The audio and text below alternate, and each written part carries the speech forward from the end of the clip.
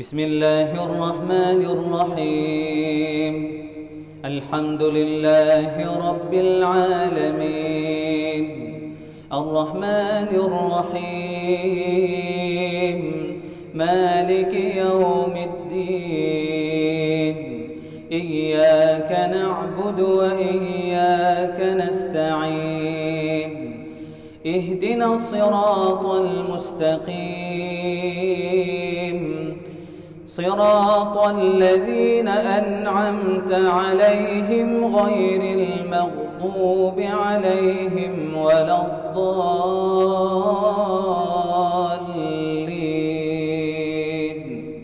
آمين.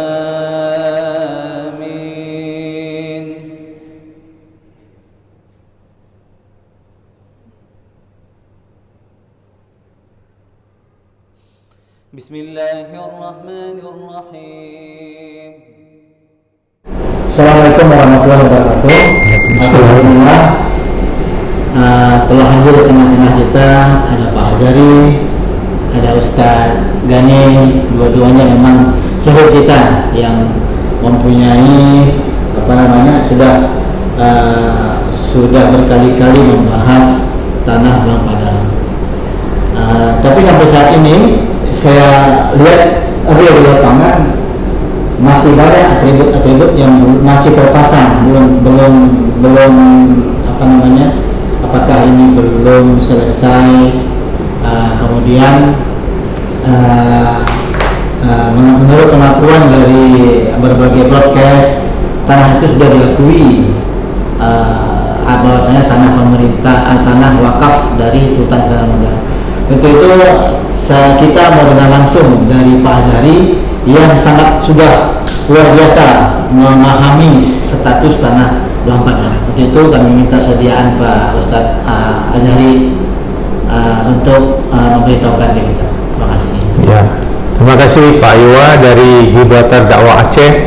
Kami sangat senang juga diundang lagi untuk kita diskusi bersama dengan Ustadz Gani. Walaupun sebelumnya semua materi terkait dengan Blang Padang itu sudah kita sampaikan secara lebih jelas, lebih komprehensif dalam beberapa podcast sebelumnya dengan Sago TV dan beberapa materi presentasi kita dengan beberapa pihak yang sudah kita lakukan selama ini.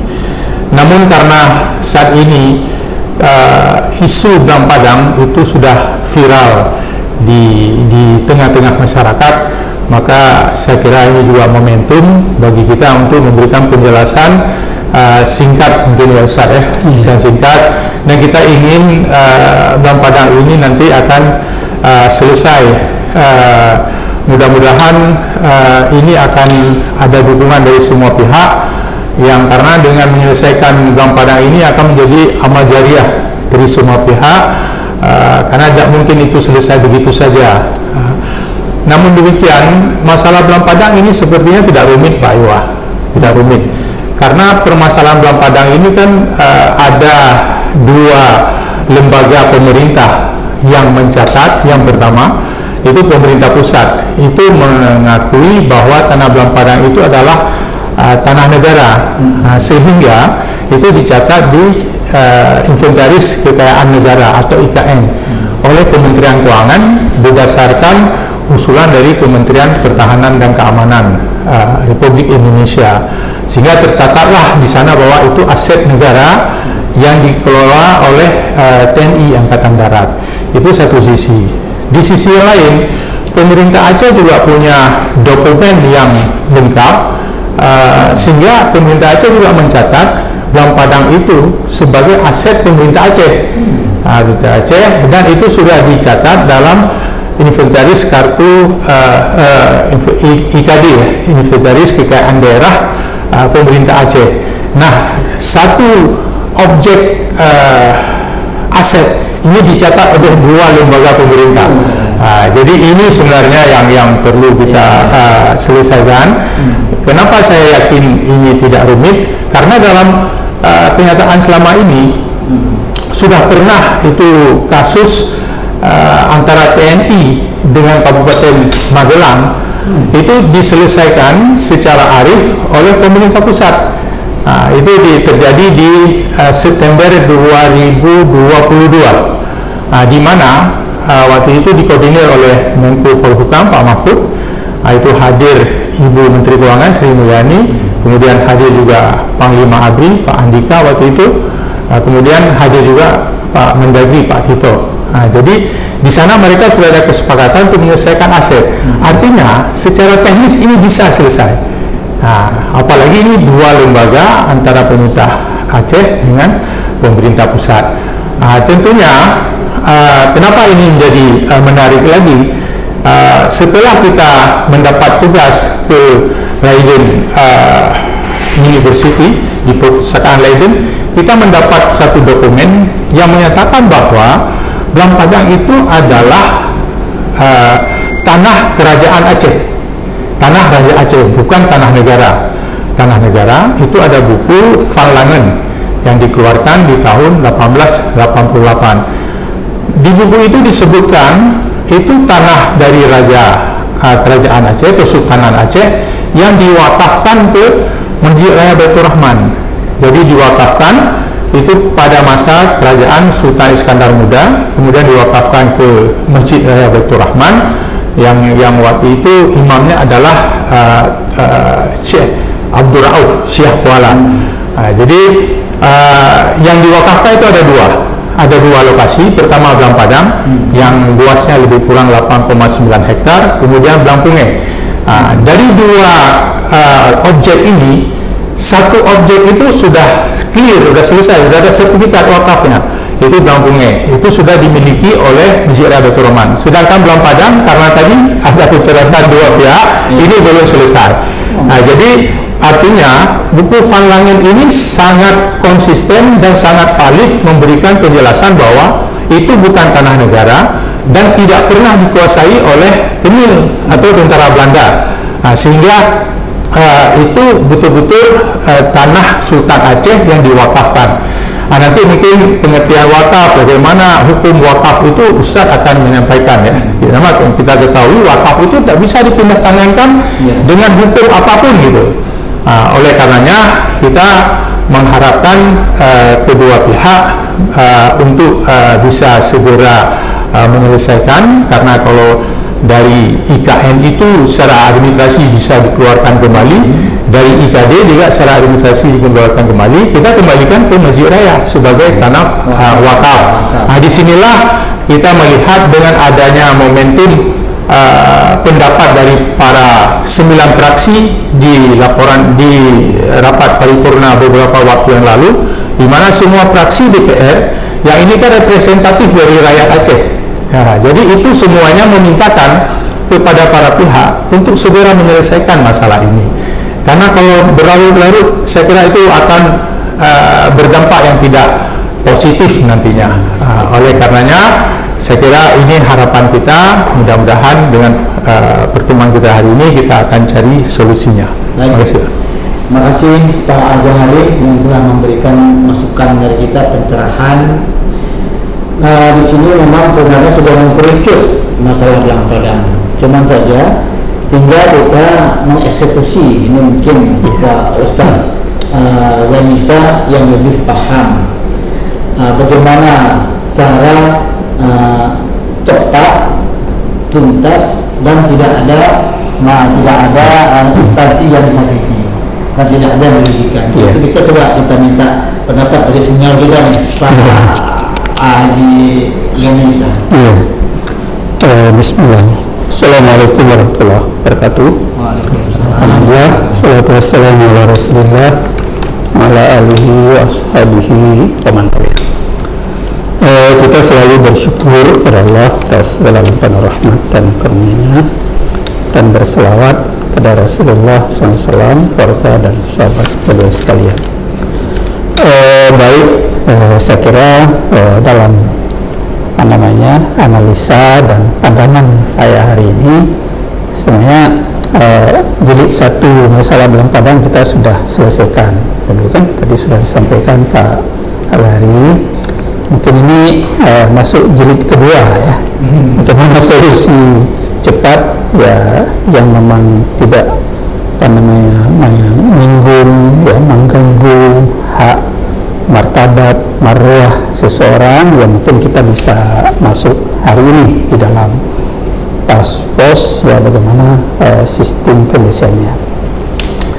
Tentu tadi sudah disampaikan bahwa dari Pak Hadari ya, itu di samping ditulis oleh kalangan orang Belanda ya tahun 1888 dalam bukunya.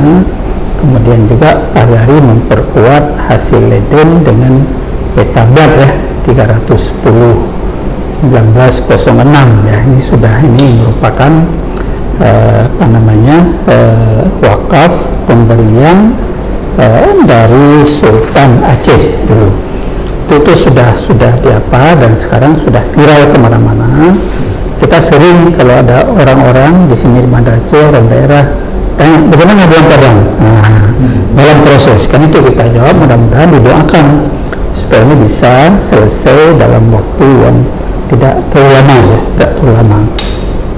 Ini satu masalah. Tadi sudah disampaikan juga oleh Pak Dari, semua praksi ini memberikan sebuah apresiasi kita kepada semua praksi DPRA pada tanggal 15 dan 16 Juli yang lalu. Ini sudah menyatakan bahwa itu adalah tanah wakaf Masjid Raya, merupakan wakaf dari Sultan Aceh. Ini saya kira sesuatu yang sangat mengembirakan, nanti memperkuat apa yang selama ini diviralkan di media-media sosial ya. Ini sudah sangat Nah, dengan demikian mungkin sekarang ini bagaimana kita masuk di dalam ruang-ruang yang sudah dibuka ini ya, kita tim atau siapapun ya, pegiat wakaf ya, ini bisa kita masuk dan bisa langsung kita mendekati ya solusi yang terbaik ini saya kira. Tambah lagi tadi LHP dari BPK ya, BPK itu tanggal 2 Mei 2024 ya, ini juga sudah sangat mendukung. 15 Juli 2020 itu juga sangat mendukung hasil BPK ini ya, 89.802 meter luas, itu 8,9 hektar, hampir 10 hektar Bang Padang itu tulis dalam LHP BPK itu ya, dibuat beberapa media sosial. Jadi ini saya kira sudah sangat mendekati. Bagaimana kita sekarang masuk? Solusinya saya kira begini. Yang pertama, kita juga harus komitmen ya, mendukung, memberi edukasi kepada nazir wakaf ya, Masjid Raya ya, Yayasan Baitur Rahman Peduli Umat ya. Jadi kita coba mengedukasi kembali nazir wakaf Baitur Rahman Peduli Umat ini untuk sesegera mungkin mendaftarkan aset wakaf ini di PPAI, di pejabat pembuat akta ikrar wakaf, itu KUA Baitur Rahman, dan mereka sudah siap. Tadi di ruang itu sudah jumpa saya dengan KUA, kapan kita duduk dan kita mendaftarkan. Paling kurang Pak KUA minta dulu data-data, biodata, berapa luas ya, batas dan sebagainya, biodata nazir dan sebagainya, itu bisa dibuat dalam draft akta pengganti akta ikrar wakaf. Itu satu harus kita edukasi kembali. Yang kedua, kalau ini sudah ada dokumen, kita juga dari Badan Wakaf Indonesia Provinsi Aceh juga akan melengkapi persyaratan untuk kita usulkan kepada Badan Wakaf pusat. Di pusat dalam waktu segera, karena mereka ini sudah menagih sebenarnya. Mana suratnya dari BWI Aceh? Kita belum menerima surat dari BWI Aceh untuk bisa kita bantu inisiasi pada tingkat pusat. Itu yang kedua mungkin ya. Kemudian karena ini DPR sudah sepakat beberapa fraksi, semua fraksinya bahwa itu wakaf, kita perlu ada silaturahim saya kira untuk meminta dukungan rekomnya, ya, jangan hanya ngomong, tapi kita bagaimana kita minta sama ketua pimpinan DPR supaya bisa mengeluarkan rekom atas nama bersama semua fraksi bahwa itu adalah tanah wakaf. Kemudian setelah itu kita bisa dengan Pak Gubernur, Pak PJ Gubernur Aceh, bagaimana nanti kita inisiasi ya, bagaimana ini supaya ini sudah ada titik temu nampaknya. Apalagi beberapa pertemuan Pangdam tadi kau ajak ngomong pernah diikuti pertemuan dengan Panglima sudah mengatakan ini wakaf Masjid Raya. Jadi sudah dibayar distribusinya, pajaknya apa pajak atau apa sedikit ke Masjid Raya Baitur Rahman. Jadi ini kita kan sudah sangat mengkerucut ini sebenarnya. Tinggal kita hanya bagaimana mendekati sekarang supaya ini bisa selesai. Kalau bisa juga kita minta dukungan Wali Nenggro satu lagi di bidang adat, ya, di bidang apa namanya yang mengawal adat di provinsi Aceh ini. Kalau memungkinkan, kita akan ke sana. Ini saya kira beberapa task force-nya ya segera harus kita lakukan, dan kita juga nanti minta pemerintah Aceh lewat Dinas Syariat Islam juga bisa ada partisipan lah, jangan diam. Ya, dan ini sudah sangat mengkerucut. Dan kemarin ada satu acara di sini, ada jumpa orang yang bagaimana ditanya juga oleh publik, oleh masyarakat ke saya. Katanya, jadi ini jangan ada ikhtiar untuk sekedar kita. Ini kalau enggak pada era ini diselesaikan, saya kira nggak bisa lagi nih. Jadi saya kira ini sudah sangat mengkerucut. Kita harus sedikit keras bekerja ekstra, ya, bagaimana kita menggiring edukasi nazir supaya ini bisa mendaftarkan sebagai alat bukti, dan nanti bisa BPN bisa mengukur kembali yang padang itu untuk disertifikasi. Nanti ada saran masyarakat lewat saya, apakah boleh nanti Pak Pangdam Iskandar Muda dengan perangkatnya menguasai kembali? Saya kira bisa saja musyawarah nanti. Ada berita acara serah terima dulu ke Masjid Raya, ke Nazir, nanti baru duduk kembali, minta diolah, nanti buat perjanjian kerja. Apa nanti hasilnya 60-40, ya, masjid, Nazir dan sebagainya, pengelola, itu terserah nanti. Saya kira bisa saja itu. Jadi kan ada perjanjian kerja di antara dua pihak. Saya kira begitu dari saya. Terima kasih. Assalamualaikum warahmatullahi wabarakatuh. Waalaikumsalam warahmatullahi wabarakatuh. Jadi di sini sudah cukup jelas ini, Ustaz. Iya. Beberapa paparan dari Pak Azhari, kemudian solusi dari Pak Ustaz ini. Yang pertama edukasi ke Nazir Wakaf, agar bisa segera membuat usulan. Kemudian kalau sudah ada surat dari Nazir, diserahkan ke Dewan Dakwah. Nanti Dewan Dakwah akan meneruskan ke pusat BI di pusat. Kemudian Badan Wakaf, maksudnya Badan Wakaf. Kemudian setelah itu, ini yang paling perlu Pak, kita harus segera menghadap ke pemerintah, ke DPR atau ke Gubernur untuk menindaklanjuti. Kita kan sebagai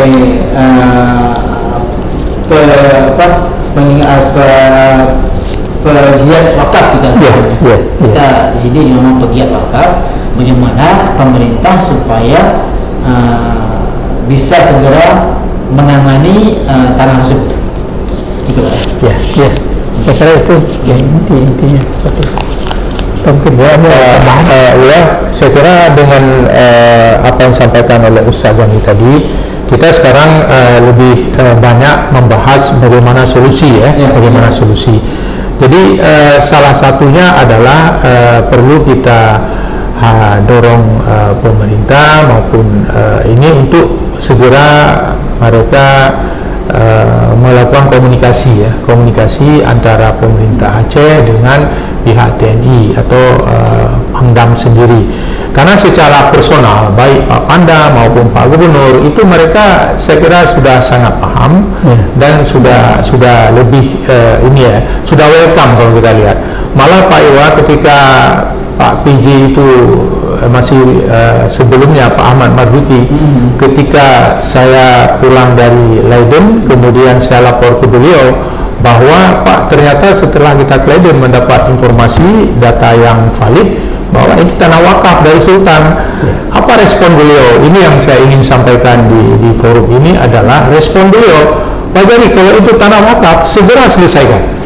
Kita tidak mau ambil resiko dosa kita kalau nggak selesaikan itu. Saya kira beliau adalah juga dulu seorang pangdam. Artinya ketika isu wakaf ini kita jadikan sebagai topik daripada penyelesaian Belang Padang, saya kira tidak ada yang seperti Pak Iwan katakan, tidak ada yang dirugikan di sini. Dirugikan. Kita ingin kembalikan status Belang Padang itu sesuai dengan ikrar dari Sultan Aceh itu, Sultan Aceh Pemuji Raya. Kemudian pelaksanaannya, pengelolaannya terserah nanti Nazir Baitur Rahman. Nggak mungkin pun Nazir itu akan mengelola, ya pasti diserahkan kepada pihak yang berpengalaman lah, yang berpengalaman. Oleh karenanya saya sepakat dengan sampaikan Ustaz tadi, mungkin pemerintah Aceh kita harapkan dapat segera membentuk task force karena kesibukan pemerintah Aceh sekarang menyambut PON dan sebagainya. Kalau ada task force, apalagi nanti dilibatkan pihak eksternal, tentunya ini bisa segera kita laksanakan, sehingga edukasi kepada para pihak itu tadi bisa kita lakukan oleh task force ini gitu. Nah, jadi dengan adanya amanah diberikan oleh Pak Gubernur kepada task force, tentunya task force bisa bergerak secara lebih efektif, karena pemerintah semua sekarang fokuskan ke PON ini. PON ya, jadi PON. Jadi dengan ada task force, mungkin ada yang punya waktu dengan melibatkan para pihak yang berkait seperti Badan Wakaf, Ustaz Gani, mungkin kami sendiri gitu. Ini tentunya bisa kita segera realisasikan. Mungkin itu tanggapan ini. Ya, baik, terima kasih Pak Jari. Berarti dengan demikian kita akan follow up. Kita atur lagi waktu, akan kita temui DPR. Setelah DPR baru ke Gubernur gitu. Atau Gubernur dulu atau ke DPR dulu? Ya, bisa dua. Mana yang mungkin? Supaya ini babak kedua kan? Jilid kedua. Mudah-mudahan jilidnya jangan sampai banyak jilidnya. Mudah dieksekusi. Dan semuanya pun tidak ada mudah dieksekusi tanpa disakiti. Sebagai kata kunci akhir saya kira seperti disampaikan Pak Zari, dan kita kembali kepada legalitas hukum wakaf ya. Jadi yang pertama la yuba'u ya, tidak boleh diperjualbelikan. Kemudian la yuhabu, tidak boleh dihibahkan, dan la yurasu, tidak boleh diwariskan. Dan tidak boleh juga tanah wakaf itu diagunkan di bank ya. Itu begitu legalitas, kedudukan, status hukum wakaf dari aspek syariah. Saya kira begitu sebagai yang terakhir. Mudah-mudahan Allah memberi jalan terbaik, termudah, dan bisa kita selesaikan, dan semua yang sekarang ini menguasai atau diberi kesadaran hati oleh Allah, bisa menyerahkan kepada yang berhak sesuai dengan hukum Allah Subhanahu wa Ta'ala. Terima kasih. Baik, untuk itu kita akan sudahkan bincang-bincang ini. Mudah-mudahan ini bermanfaat. Ini adalah kegiatan task force, salah satu task force pegiat wakaf. Jadi siapa timnya terserah nanti siapa yang berkompeten, apa kita diundang lagi, dan jelas kita akan mengetuk hati-hati pemerintah, mengetuk hati-hati yang merasa butuh.